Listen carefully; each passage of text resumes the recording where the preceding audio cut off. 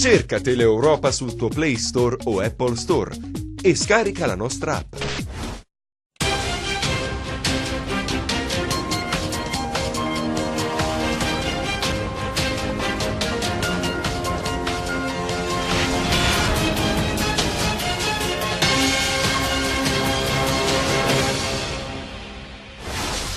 Sale la tensione tra gli LSU e delle più in Calabria, continua lo stato di agitazione dei precari. Lunedì 2 le manifestazioni regionali, la prima all'ingresso dello svincolo di Cosenza Nord, la seconda a Villa San Giovanni. Movente passionale per l'omicidio di Pasquale Carruccio, l'operaio 44enne ucciso il 10 dicembre a Ciromarina, fermato un 39enne, decisive per le indagini le immagini delle telecamere di sorveglianza. Blitz della Guardia di Finanza a Vibo, sequestrate le strutture in legno che ospitano i mercatini di Natale lungo corso Vittorio Emanuele III. Artificieri al lavoro questa mattina a Catanzaro, scattato l'allarme per una valigia abbandonata nei pressi del tribunale. Il terreno del San Vito Marulla è impraticabile a causa della pioggia, rinviato il match tra Cosenza e Benevento. Buonasera dalla redazione del TG10. Dunque sale la tensione tra gli LSU e delle più in Calabria, continua lo stato di agitazione dei precari. Lunedì 2 le manifestazioni regionali, la prima all'ingresso dello svincolo di Cosenza Nord, la seconda a Villa San Giovanni. Una situazione non bella e spero che non accada, ma se dovesse mai accadere io dal 1° gennaio, come tutti i miei 40 colleghi di Amendolara, faremo fatica a portare un pezzo di pane a casa, nonché privando i nostri bambini di quello che ne hanno bisogno per la scuola e per la società, insomma, ecco tutto. Storie di questo genere potreste sentirne 4.500 in Calabria, tante quanti sono gli LSU e LPU nella nostra regione. Lavoratori utili, ci ricorda la U inserita nell'acronimo, che forse potrebbe essere aggiornato inserendo la I di indispensabili, considerata la mole di mansioni che svolgono per gli enti sempre più svuotati di personale e risorse. Umiliante, sì, anche perché si pensa che dopo i 50 anni dov'è che vai con questa disoccupazione che c'è in giro? Non puoi fare più niente, secondo me.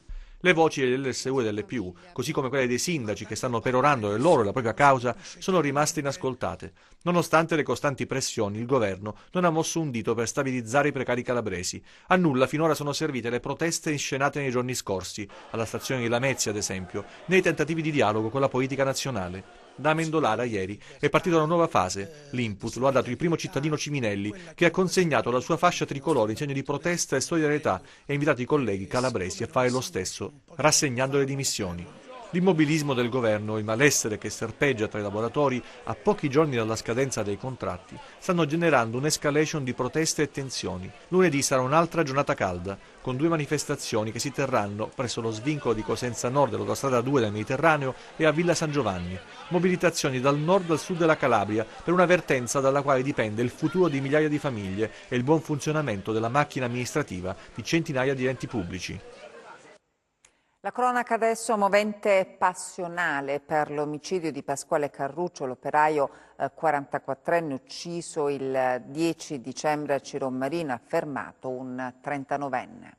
Avrebbe ucciso per gelosia, movente passionale per l'assassinio di Pasquale Carruccio, 44 anni, colpito a morte con una coltellata al petto a Ciromarina lunedì scorso 10 dicembre. Il 44enne avrebbe pagato con la vita un tentativo di approccio con un'ex fidanzata dell'uomo, fermato oggi dai carabinieri con l'accusa di omicidio. Vincenzo Malena, 39 anni, è un salumiere con precedenti di polizia. Il provvedimento emesso dal sostituto procuratore della Repubblica di Crotone Giampiero Golluccio. Sono state fondamentali l'analisi delle telecamere di videosorveglianza della zona, in quanto ci hanno dato elementi importanti per arrivare a individuare quelle che potevano essere sia l'auto utilizzata durante l'omicidio che le dinamiche dell'omicidio insieme a quello che è l'orario proprio in cui è stato svolto. C'è stata una colluttazione importante che ha visto prima un combattimento fra i due a mani nude, che però è arrivare poi all'utilizzo di un coltello che è quello che ha inferto la ferita la ferita principale. Secondo quanto reso noto nel corso della conferenza stampa, l'arma del delitto, un coltello da sub con la lama lunga 17 cm, è stata trovata in un tombino nella zona del lungomare. L'ipotesi è che l'omicidio sia stato premeditato. Le indagini continuano e sono volte poi a individuare maggiormente quelle che sono le responsabilità. Potrebbero esserci altre persone che hanno saputo qualcosa e magari non l'hanno detta, insomma, e quindi potrebbero esserci ulteriori coinvolgimenti durante il proseguo delle indagini. Blitz della Guardia di Finanza a Vibo, sequestrate le strutture in legno che ospitano i mercatini di Natale lungo Corso Vittorio Emanuele III. Presunte violazioni di carattere tributario ed abusivismo commerciale. Se a Natale si prova a diventare più buoni, a Vibo Valentia, che fa del degrado sociale e culturale la sua caratteristica attuale, si sceglie la strada della delazione. E così, a seguito di diverse segnalazioni, la compagnia della Guardia di Finanza di Vibo Valentia è stata praticamente costretta ad attuare un blitz che ha portato al sequestro delle casette di legno lungo Corso Vittorio Emanuele. Si tratta di manufatti adibiti alla vendita e all'esposizione di prodotti nell'ambito dell'iniziativa Natale in Centro, voluta con la collaborazione della Camera di Commercio. Credo non sia successo nulla di particolare, noi collaboriamo col Comune che credo che già sta provvedendo a fare i titoli autorizzativi, ma come Camera abbiamo compartecipato a questa iniziativa perché riteniamo sia corretto dare spazio alle imprese del territorio, dare spazio all'artigianato, ai prodotti tipici e quant'altro a cascata su tutte le attività produttive. Niente di particolare. E abbiamo anche dato spazio con queste casette anche all'associazione di volontariato, dando gratuitamente l'ospitalità, quindi senza ricevere nessun corrispettivo. Un'idea interessante, capace di convincere anche i più pigri ad uscire di casa per una sana passeggiata, però qualcuno ha voluto denunciare presunte irregolarità e sul posto sono quindi giunte le fiamme gialle. Il sindaco, dal canto suo, visibilmente sorpreso, ha garantito massimo impegno per portare tutto e velocemente alla regolarità.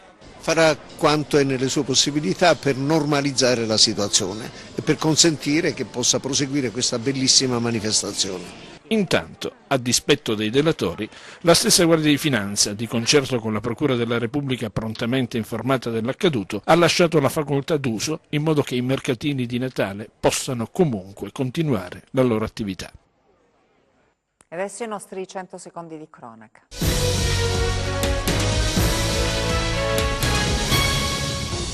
Sono intervenuti gli artificieri della polizia a Catanzaro per verificare il contenuto di una valigetta sospetta rinvenuta in una piazzetta del centro città, in una zona vicina al Palazzo di Giustizia del capoluogo calabrese. L'area è stata messa in sicurezza dalle forze dell'ordine, assistite dalla polizia municipale, che ha fatto evacuare la zona e interdetto il traffico delle autovetture e il transito dei pedoni. Gli accertamenti hanno consentito di appurare che nella valigetta c'erano soltanto alcuni documenti. Incidente stradale sulla statale 106 nel territorio comunale di Cariati in provincia di Cosenza. L'impatto, avvenuto per causa in corso accertamento, ha coinvolto 3 autovetture causando il ferimento di 4 persone. Sul posto il personale ANAS e le forze dell'ordine per la gestione della viabilità, che è stata sospesa in entrambe le direzioni e per rimuovere i mezzi incidentati al fine di ripristinare la circolazione.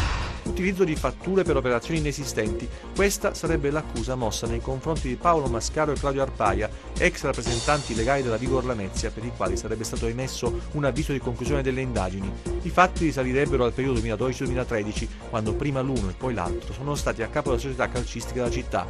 Le indagini sono state condotte alla Guardia di Finanza in seguito ad accertamenti da parte dell'Agenzia delle Entrate. Ammonta a circa 300.000 euro il totale dei beni sequestrati in 2 diverse operazioni a carico di altrettante persone dai carabinieri del nucleo investigativo di Reggio Calabria. Il primo provvedimento ha colpito un 39enne di merito Portosalvo che, secondo gli inquirenti, apparterrebbe alla cosca di 'ndrangheta degli Iamonte. La seconda misura ha raggiunto invece il patrimonio di un 48enne di Reggio Calabria, ritenuto dagli inquirenti come appartenente alla cosca degli Alampi. A Melicucco problemi di viabilità, la riapertura parziale di un ponte. Vediamo.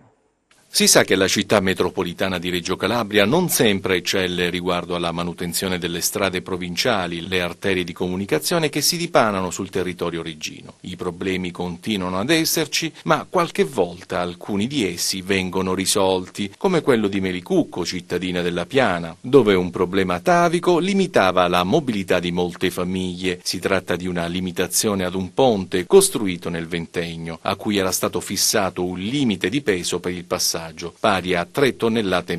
Quindi tutti i bus erano costretti a percorrere vie alternative per portare gli studenti a scuola. È stato evidenziato da parte del sindaco di Melicucco, il sindaco Valerioti, la necessità di fare un sopralluogo e capire se è possibile risolvere questo problema e pertanto ripristinare la viabilità anche per gli studenti scolastici, e con il dirigente del settore appunto della viabilità e i funzionari stiamo cercando di capire le modalità e le criticità per risolverle. C'è una riapertura parziale con una limitazione di 3,5 tonnellate di passaggio, quindi oggi, se il dirigente naturalmente dopo il sopralluogo darà il parere positivo, anche i pullman della Rirosi o comunque gli altri pullman e gli altri servizi pubblici possono attraversare il ponte, e di conseguenza tutti i ragazzi della frazione di San Fili che vanno a scuola nelle scuole superiori ma anche alle scuole stesse di Melicucco potranno essere percorse dai pullman, quindi dal servizio pubblico, e risolviamo sicuramente un problema che non è di poco conto. A Cosenza il convegno nazionale dei dermatologi, l'assise scientifica connotata dal ricordo del professor Ugo Bottoni scomparso prematuramente. Il melasma, conosciuto anche come maschera della gravidanza, è una delle patologie su cui si è fatto il punto nel corso del convegno nazionale che si è chiuso oggi a Cosenza. Il dermatologo nel terzo millennio, il tema su cui esperti da tutta Italia si sono confrontati nella sede dell'Ordine dei Medici. L'iniziativa scientifica della SIDELP, la Società Italiana Liberi Professionisti Dermatologi, giunta alla 7ª edizione, dedicata quest'anno alla memoria del professor Ugo Bottoni, prematuramente scomparso il 30 gennaio scorso. Palpabile la commozione per un evento che lo stesso Bottoni stava organizzando. È stato lui infatti a scegliere il titolo del congresso, la sede indicandone il presidente nella persona del dottor Eugenio Provenzano. È un convegno importante dal punto di vista emotivo, sia perché si ricorda la memoria di un collega che è deceduto l'anno scorso, che è il professor Ugo Bottoni della Magna Grecia di Catanzaro, che è stato per noi un grande amico oltre che un grande maestro, ha consentito alla dermatologia italiana, soprattutto calabrese, di crescere, ha dato contributi fortissimi alla dermatologia italiana, e quindi l'abbiamo voluto onorare, quindi anche gestendo e favorendo anche in suo onore quindi la promozione di un premio che è stato quindi devoluto alla Lega Tumori, proprio perché lui si interessava in modo particolare di tumori. Ma importante è stato ricordarlo, onorare la sua memoria, e soprattutto è stato importante l'interesse scientifico con i migliori referenti italiani nelle diverse branche della dermatologia. E rende convegno regionale su cure palliative e psico-oncologia. Arrende il primo convegno regionale della Società Italiana di Cure Palliative e della Società Italiana di Psico-Oncologia, un confronto a più voci sull'assistenza ai malati terminali. Obiettivo: elaborare nuove e più efficaci strategie di dialogo e di intervento tra le due discipline, ossia la psico-oncologia e le cure palliative. Due società scientifiche, SIPO e SICP, mettono insieme le loro energie per realizzare un evento scientifico accreditato ECM e per riflettere su alcuni temi importanti che riguardano le cure palliative e l'assistenza psicologica ai malati e alle loro famiglie. Sono presenti oggi qui i rispettivi presidenti nazionali di SICP, Italo Penco, e per SIPO il professor Paolo Gritti. Speriamo appunto di poter continuare questa sinergia importante, questa collaborazione di intenti. L'assistenza per i malati terminali è stato sottolineato nel corso del convegno e a macchia di leopardo, con qualche difficoltà e criticità maggiore al sud. Ma qual è la situazione in Calabria? Le criticità nella regione Calabria sono legate ai pochi centri di cure palliative, soprattutto quelli territoriali. Ci sono degli hospice che ora garantiscono 50 posti letto con 10 posti letto ciascuno, ce ne sono 5, ma dobbiamo fare rete. Per fare la rete è necessario istituire le unità organizzative di cure palliative su tutto il territorio regionale. Solo così, con le strutture di coordinamento, poi si può coordinare la rete, che è fatta di cure palliative residenziali, che sono gli hospice, cure palliative domiciliari, specialistiche e di base, e cure palliative ospedaliere, che servono come consulenza e per valutare il paziente quando è ricoverato negli ospedali per acuti, e quindi scegliere il setting assistenziale più appropriato per l'affido alle cure palliative, e non più tenerli in reparti per acuti dove non c'è la cultura del fine vita, la cultura della morte, e dove purtroppo questi pazienti a volte non vengono curati per la sofferenza che loro hanno, sia rispetto al dolore sia rispetto alla sofferenza globale. A Cosenza, al Museo Multimediale La Magia del Natale. A Cosenza il Museo Multimediale di Piazza Bilotti diventa La Magia del Natale, un'opera magnifica curata dalla scenografa francese Antoinette Strauss. C'è tecnologia, tradizione, ma anche vita reale nell'installazione di 1000 metri quadri, fisica e virtuale, per far vivere attraverso i grandi pannelli dello spazio virtuale di Piazza Bilotti un'esperienza immersiva e totale. Una installazione magica, molto bella, che coniuga la tradizione con l'innovazione.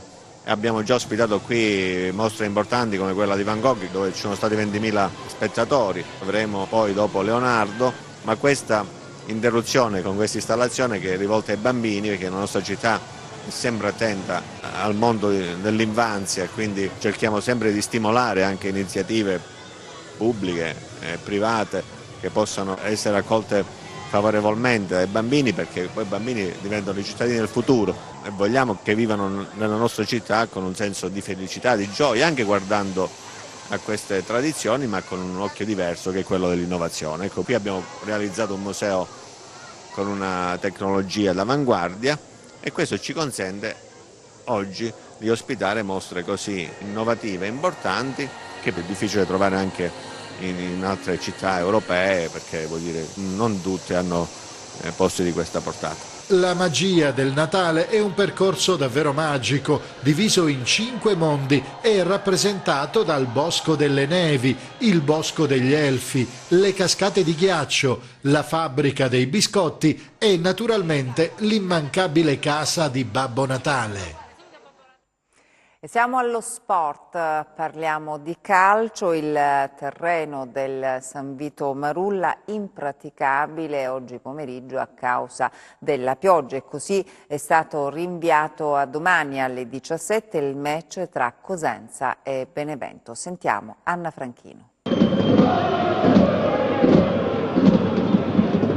Eccolo il direttore di gara, il signor Pilitteri di Palermo, che prova a far rimbalzare il pallone sul manto erboso del Marulla insieme ai capitani di Cosenza e Benevento, poco prima di prendere la decisione che per impraticabilità di campo la gara non si disputerà a causa delle abbondanti precipitazioni che dalla tarda mattinata stanno interessando la città dei Bruzzi. Il capitano dei Lupi, Angelo Corsi, ha cercato di farlo desistere, ma il terreno di gioco era evidentemente troppo intriso, al punto tale da decidere sul rinvio, con il placet del capitano dei Campani, Gaetano Galizia.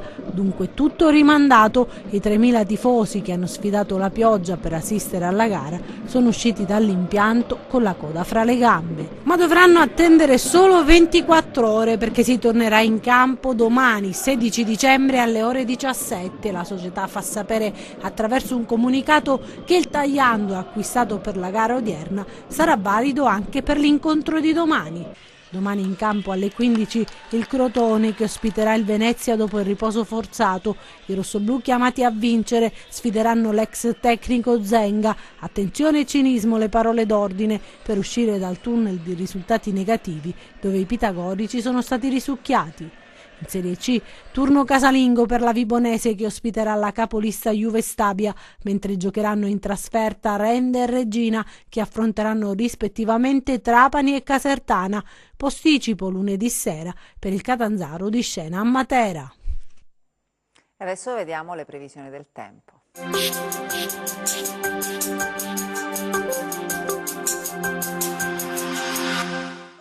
Il transito di un centro di bassa pressione sul canale di Sicilia apporterà nelle prossime ore un nuovo peggioramento del tempo, seguito da un calo delle temperature.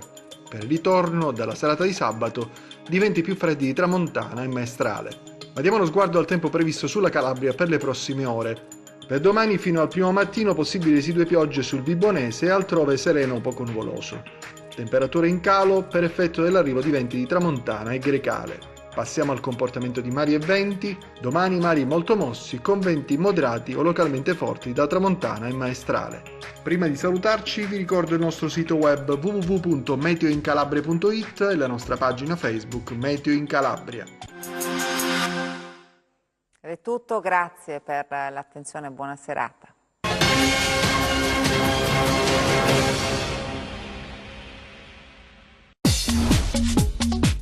Cerca Teleeuropa sul tuo Play Store o Apple Store e scarica la nostra app.